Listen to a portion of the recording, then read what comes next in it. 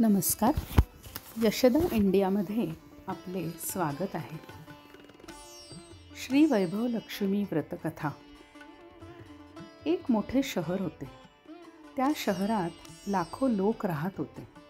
पूर्वीच्या काळी लोक एकमेकांच्या संगतीत गुण्यागोविंदाने एकत्र राहत आणि बसत उठत. पण आता काळ बदलला. माणसाचा स्वभावच वेगळा बनलेला आहे.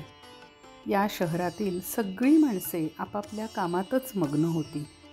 काहींना तर कुटुंबातल्या माणसांचीही पर्वा नव्हती. भजन, कीर्तन, भक्ती, परोपकार, दया, माया वगैरे सांस्कृतिक गोष्टीत कमी झाल्या होत्या. दुराचारांना सीमा नव्हती. दारू, जुगार, रेस, सट्टा, व्यभिचार, चोरी वगैरे अनेक गुन्हे शहरात होत होते. हजारो निराशेच्या गोष्टीत एक अमर आशा लपलेली असते. या म्हणीप्रमाणे शहरात इतका मोठा दुराचार असूनही त्यात काही चांगली माणसेही राहत होती. अशा चांगल्या माणसात सुशीला आणि तिचा पती यांचा संसार गणला जात होता. सुशीला वृत्तीने धार्मिक आणि संतुष्ट होती. तिचा पतीही विचारी आणि सुशील होता. ती पती पत्नी इमानदारीने जगत होते. ते कधी कोणाची निंदा नालस्ती करीत नसत. आदर्श असा त्यांचा संसार होता आणि शहरातले लोक त्यांच्या संसारी जीवनाची वाखाणणी करताना थकत नसत. सुशीलाचा संसार याप्रमाणे सुखात चालला होता. पण म्हणतात ना, कर्मगती काही निराळीच असते. विधात्याच्या लेख कोणी वाचू शकत नाही. माणसाचे भाग्य एका घडीत राजाचा रंक बनविते आणि रंकाचा राजाही बनविते. न जाणो सुशीलाच्या पतीला मागील जन्माचे कर्मफळ भोगण्याचे कदाचित बाकी असेल. यामुळे त्याला वाईट संगत लागली. संगतीचा परिणाम म्हणून एका रात्रीत कोट्याधीश होण्याची स्वप्ने तो पाहू लागला. भलत्याच धंद्यात तो पडला आणि करोडपती होण्याऐवजी रोडपती झाला. शहरात दारू, जुगार, सट्टा, रेस, चरस, गांजा वगैरे वाईट सवयी फैलावल्या होत्या. सुशीलाचा पती त्याच्या आहारी गेला. मित्रांच्या संगतीत त्याला दारूचे व्यसन जडले. रातोरात कोट्याधीश होण्याच्या लोभात दोस्तांच्या चिथावणीने त्याला रेस, जुगार खेळण्याचा नाद लागला. थोडेफार शिल्लक राखलेले पैसे आणि सुशीलाचे दागिने वगैरे सर्व काही तो गमावून बसला. एक काळ असा होता की आपल्या पत्नीच्या सहवासात तो आनंदात आणि मजेत राहत होता आणि ईश्वर भजनात सुखाने आपला काळ घालवित होता. त्याऐवजी आता घरात दारिद्र्य आणि उपासमार आली. 2 वेळ पोटभर जेवण मिळायचेही वांदे झाले आणि नवऱ्याच्या शिव्या खायची सुशीलावर पाळी आली. सुशीला संस्कारी स्त्री होती. पतीच्या वर्तनाचे तिला खूप दुःख होत होते. सुखानंतर दुःख आणि दुःखानंतर सुख हे अवश्य येतेच या आशेवर व परमेश्वरावर विश्वास ठेवून ती सर्व सहन करीत होती. त्यामुळे दुःखानंतर एक दिवस सुख येईलच अशी श्रद्धा ठेवून प्रभुभक्तीत ती लीन झाली. एके दिवशी दुपारी ती घरी विचार करीत बसली होती. त्यावेळी तिच्या दरवाजात कोणीतरी येऊन उभे राहिले. सुशीला विचार करू लागली की माझे घर दुःखाने आणि दारिद्र्याने भरले आहे. अशावेळी माझ्याकडे कोण आले असावे बरे? तरी पण आपल्या दारी आलेल्यांचे स्वागत करण्याचा आर्यधर्माच्या संस्काराची जाण असल्यामुळे ती उठली आणि तिने दरवाजा उघडला. तिथे एक माताजी उभी होती. वयाने ती खूप मोठी दिसत होती, पण तिच्या चेहऱ्यावर अलौकिक तेज झळकत होते. तिच्या डोळ्यातून जणू अमृताचे थेंब पडत होते. तिचा उमदा चेहरा करुणा आणि प्रेमाने चमकत होता. तिला पाहताच सुशीलाच्या मनाला अपार शांती वाटली. सुशीला माताजीला ओळखत नव्हती, तरी पण तिला पाहताच तिचे मन आनंदाने भरून आले. माताजीचे स्वागत करून तिला तिने घरात नेले आणि एका फाटक्या चटईवर मोठ्या संकोचाने तिने तिला बसविले. माताजी तिला म्हणाली, काय सुशिला, मला तू ओळखले नाहीस? काहीशा संकोचाने सुशिला म्हणाली, माताजी, तुम्हाला पाहून मला खूपच आनंद झाला आहे. मनाला शांत वाटत आहे. असे वाटते की कित्येक दिवस ज्यांना मी शोधित आहे त्या तुम्हीच आहात, पण ओळख लक्षात येत नाही. माताजी हसून म्हणाली, काय विसरलीस काय मला? लक्ष्मीजीच्या मंदिरात दर शुक्रवारी भजन होत असते. त्या ठिकाणी आपली भेट होत असते. आठवत नाही का तुला? नवऱ्याच्या दुराचारी वर्तनामुळे सुशिला अत्यंत दुःखी झाली होती. त्या दुःखाने ती लक्ष्मी मातेच्या मंदिरात पण अलीकडे जात नव्हती. बाहेर लोकांना भेटण्याची तिला शरम वाटत होती. ती आठवण करू लागली, पण या माताजीला कधी पाहिल्याचे तिला आठवत नव्हते. तेवढ्यात माताजी म्हणाली, लक्ष्मीजीच्या मंदिरात किती चांगले भजन तू गात होतीस. अलीकडे तू तिथे दिसलीच नाहीस, म्हणून तुला शोधत शोधत मी इथवर आले. तू आजारी तर नाहीस ना, असा विचार मनात येऊन तुझी खबर काढण्याकरिता मी आले. माताजीच्या या अत्यंत प्रेमळ शब्दांनी सुशिलाचे हृदय भरून आले. तिच्या डोळ्यात अश्रू उभे राहिले. माताजींच्या समोर ती हुंदके देऊन रडू लागली. हे पाहिल्यावर माताजी तिच्या जवळ गेली आणि तिच्या पाठीवर हात फिरवून तिचे सांत्वन करू लागली. माताजी म्हणाली, मुली, सुख दुःख हे ऊन आणि सावलीप्रमाणे असते ग. सुखानंतर दुःख आणि दुःखानंतर सुख हे येतेच. तू तुझे दुःखे मला सांग. तुझे दुःख हलके होईल आणि दुःखावर काहीतरी उपायही सापडेल. माताजींचे बोलणे ऐकून सुशिलाचे मन शांत झाले. माताजीला ती म्हणाली, माताजी, माझ्या संसारात खूप आनंद आणि सुख होते हो. माझे पतीही सुस्वभावी होते हो. ईश्वराच्या कृपेने पैशाच्या बाबतीतही आम्ही समाधानी होतो. आम्ही शांतीपूर्वक खाऊन पिऊन ईश्वर भक्तीत दिवस घालवित होतो. पण दैवाचा आमच्यावर कोप झाला आणि माझे पती मित्रांच्या संगतीत व्यसनाधीन झाले. त्या संगतीत दारू, जुगार, रेस, सट्टा, चरस, गांजा वगैरे वाईट सवयींमुळे त्याने सर्वनाश करून घेतला आणि रस्त्यावरच्या भिकाऱ्यासारखी आमची परिस्थिती झाली. माताजी म्हणाली, असं आहे होय. समजले मला तुझे दुःख मुली. सुखानंतर दुःख आणि दुःखापाठोपाठ सुख येतेच. म्हणून म्हटले आहे की कर्माची गती निराळीच असते. प्रत्येक माणसाला कर्माची फळे भोगावीच लागतात. तू चिंता करू नकोस. मागील कर्माचे दुःख तू आता भोगलेच आहेस, तेव्हा यापुढे सुखाचे दिवस जरूर येतील. तू तर लक्ष्मी माताजीची भक्त आहेस. लक्ष्मी माताजी ही करुणा आणि प्रेमाचा अवतार आहे. स्वतःच्या भक्ताकडे ती दयेच्या भावनेनेच पाहते. तेव्हा मनात धीर धर आणि लक्ष्मी माताजीचे व्रत कर, म्हणजे सर्व काही ठीक होईल. लक्ष्मी माताजीच्या व्रताची गोष्ट ऐकून सुशिलाचा चेहरा खुलला. तिने विचारले, माताजी, लक्ष्मी मातेचे व्रत कसे करतात ते मला सांगा. ते व्रत मी जरूर करीन. माताजी म्हणाली, मुली, लक्ष्मी मातेचे व्रत अगदी सोपे आहे. त्याला वरद लक्ष्मी व्रत किंवा वैभव लक्ष्मी व्रत असेही म्हणतात. हे व्रत करणाऱ्याच्या मनातल्या सर्व इच्छा पूर्ण होतात आणि त्याला यश, सुख, संपत्ती प्राप्त होते. असे म्हणून माताजीने वैभवलक्ष्मी व्रताचा विधी सांगण्यास सुरुवात केली. मुली, वैभवलक्ष्मी व्रत तसे साधेसुधे व्रत आहे, परंतु अनेक लोक हे व्रत चुकीच्या पद्धतीने करतात. त्यामुळे त्यांचे फळ मिळत नाही.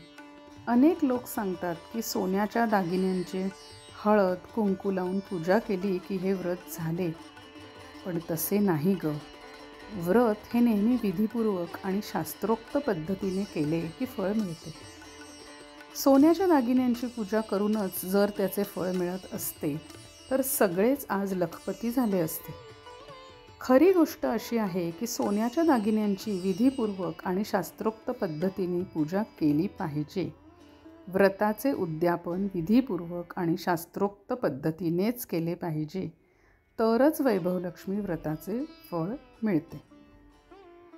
हे व्रत दर शुक्रवारी करायचे असते.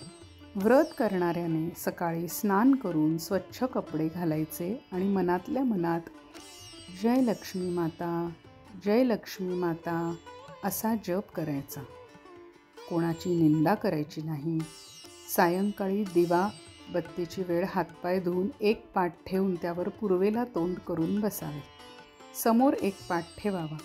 त्यावर धुतलेला एक स्वच्छ रुमाल अंथरावा.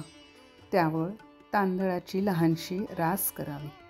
त्या राशीवर तांब्याचा लोटा पाणी भरून ठेवावा. लोट्यावर एका वाटीत एखाद्या सोन्याचा दागिना ठेवावा.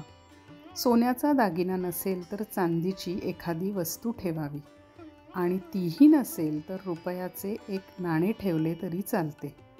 त्यानंतर तुपाचा दिवा करून उदबत्ती लावावी. लक्ष्मी मातेची अनेक स्वरूपे आहेत. लक्ष्मी माता श्रीयंत्राने प्रसिद्ध होते. तेव्हा वैभवलक्ष्मी व्रत करणाऱ्याने प्रथम श्रीयंत्राचे आणि लक्ष्मी मातेच्या विविध स्वरूपांचे अंतःकरणापासून दर्शन घ्यावे. त्यानंतर लक्ष्मी स्तवनाचा पाठ म्हणावा. नंतर वाटीतल्या दागिन्यांची किंवा रुपयाची हळद कुंकू लावून पूजा व लाल रंगाचे फूल वाहावे. सायंकाळी घरी बनवलेली एखादी गोड वस्तू प्रसादाकरिता ठेवावी. ती बनवली नसेल तर गूळ किंवा साखरही चालेल. नंतर आरती करावी आणि अंतःकरणपूर्वक 11 वेळा जय लक्ष्मी माता, जय लक्ष्मी माता असे जप करावा. नंतर प्रसाद वाटावा. त्यानंतर वाटीतील दागिना किंवा रुपया काढून घ्यावा. लोट्यातील पाणी तुळशीच्या कुंडात सोडावे आणि तांदूळ एका वाडग्यात पक्ष्यांना घालावे. अशा रीतीने शास्त्रोक्त विधीने व्रत केल्याने त्याचे फळ अचूक मिळतेच. या व्रताच्या प्रभावाने सर्व प्रकारची दुःखे दूर होऊन भरपूर धनलाभ होतो. मूल नसेल तर मूल होते. सौभाग्यवती स्त्रियांचे सौभाग्य अखंड राहते आणि कुमारिकांच्या इच्छाही पूर्ण होतात. हे ऐकल्यावर सुशीला अत्यंत खुश झाली. ती माताजीला म्हणाली, माताजी, तुम्ही मला वैभवलक्ष्मी व्रताची विधी सांगितली, ती मी जरूर करीन. पण हे व्रत किती वेळा करायचे आणि त्याचे उद्यापन कसे करायचे ते मला सांगा. माताजी म्हणाली, अनेक लोक सांगतात की हे व्रत कसेही करावे, पण ते बरोबर नाही. वैभवलक्ष्मी व्रत हे लक्ष्मी मातेचे व्रत आहे. त्यामुळे ते 11 किंवा 21 शुक्रवार करायचे असते. जितक्या शुक्रवारांचा आपण संकल्प केला असेल तितके शुक्रवार हे व्रत करायचे. व्रताच्या शेवटच्या शुक्रवारी शास्त्रोक्त विधीप्रमाणे व्रताचे उद्यापन करायचे. शेवटच्या शुक्रवारी दर शुक्रवारप्रमाणे पूजाविधी करून नारळ ओवाळायचा व त्या दिवशी खिरीचाच प्रसाद करायचा. नंतर 7 कुमारिका किंवा 11 सुवासिनी स्त्रियांना हळद कुंकू लावावे आणि भेट म्हणून वैभवलक्ष्मी व्रताची एक पुस्तिका आणि खिरीचा प्रसाद द्यावा. नंतर धनलक्ष्मी स्वरूप म्हणजेच वैभवलक्ष्मी स्वरूप माताजीच्या फोटोला, नंतर धनलक्ष्मी स्वरूप माताजीच्या फोटोला वंदन करावे.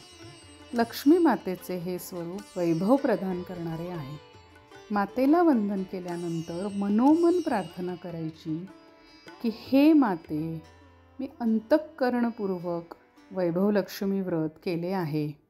माझे कल्याण कर, माझ्या इच्छा पुऱ्या कर, निर्धनांना धन दे, निसंतानांना संतान दे, सौभाग्यवतींचे सौभाग्य अखंड राहू दे, कुमारिकांच्या इच्छा सफल कर, तुझे व्रत करणाऱ्यांना सुख परत दे आणि आम्हा सर्वांना सुखी कर असे बोलून लक्ष्मी मातेच्या धनलक्ष्मी स्वरूपाला वंदन करून आशीर्वाद घ्यावा. मग माताजीच्या तोंडून वैभवलक्ष्मी व्रताचा विधी ऐकल्यावर सुशीलाने डोळे मिटले आणि त्याच क्षणी मनातल्या मनात संकल्पना केली आणि संकल्प सोडला. मी पण माताजीच्या सांगण्याप्रमाणे विधीपूर्वक आणि शास्त्रोक्त पद्धतीने 21 शुक्रवार वैभवलक्ष्मी व्रत करीन आणि शास्त्रोक्त विधीने त्याचे उद्यापन करीन. मनात संकल्प केल्यावर सुशीलाने जेव्हा डोळे उघडले तेव्हा समोर कोणीही नव्हते. तिला आश्चर्य वाटले की माताजी कुठे गेली. ती माताजी दुसरी कोणी नव्हती, पण साक्षात लक्ष्मी माताच होती. सुशीला लक्ष्मी मातेची भक्त होती. तेव्हा आपल्या भक्ताला मार्ग दाखवण्याकरिता लक्ष्मी माता त्या माताजीचे रूप घेऊन सुशीलाकडे आली होती. दुसऱ्याच दिवशी शुक्रवार होता. सकाळीच स्नान करून मनातल्या मनात जय माता लक्ष्मी, जय माता लक्ष्मी असा श्रद्धापूर्वक सुशीला जप करू लागली. दिवसभरात कोणाची निंदा नालस्ती केली नाही.